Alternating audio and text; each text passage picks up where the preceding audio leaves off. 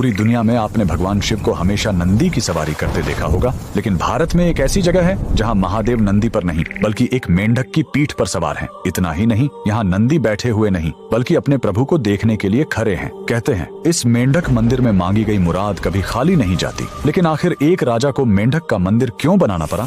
कहानी करीब 200 साल पुरानी है, उत्तर प्रदेश के ऑयल रियासत की। वहाँ के राजा बख्तावर सिंह बहुत प्रतापी थे, लेकिन वो कुदरत के आगे हार चुके थे। उनके राज्य में सूखा पड़ गया था, प्रजा पानी के लिए तड़प रही थी और दूसरी तरफ राजा का अपना आंगन सूना था। उनका कोई पुत्र नहीं था जो आगे चलकर गद्दी संभाल सके। राजा पूरी तरह टूट चुके थे। तभी राज्य में एक महान तांत्रिक का आगमन हुआ। उसने राजा की परेशानी सुनी और एक ऐसा उपाय बताया जिसे सुनकर सब हैरान रह गए। तांत्रिक ने कहा, राजन, ये सामान्य सूखा नहीं है, आपको मंडूक तंत्र का सहारा लेना होगा।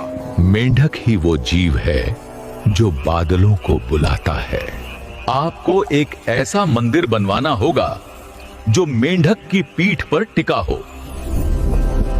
राजा ने तांत्रिक की बात मान ली। निर्माण शुरू हुआ, लेकिन इसमें सीमेंट या चूने का इस्तेमाल नहीं किया गया। इस मंदिर को अमर बनाने के लिए पत्थरों को औरत की दाल और गुड़ के पेस्ट से जोड़ा गया। जमीन से 100 फीट ऊपर एक विशाल पत्थर के मेंढक की आकृति बनाई गई और उसी के ऊपर यह भव्य मंदिर खड़ा किया गया। मंदिर तो बन गया, लेकिन प्राण प्रतिष्ठा के लिए राजा खुद नर्मदा नदी से पवित्र नर्मदेश्वर शिवलिंग लेकर आए। और फिर वही हुआ जिसका सबको इंतजार था। जैसे ही पूजा शुरू हुई, आसमान में काले बादल छा गए और राज्य में झमाझम बारिश हुई। इतना ही नहीं, कुछ समय बाद राजा को पुत्र रत्न की प्राप्ति भी हुई। आज भी यूपी के लखीमपुर खीरी में यह मंदिर शान से खड़ा है। इस अद्भुत मेंढक मंदिर के लिए कमेंट में लिखें, हर हर महादेव।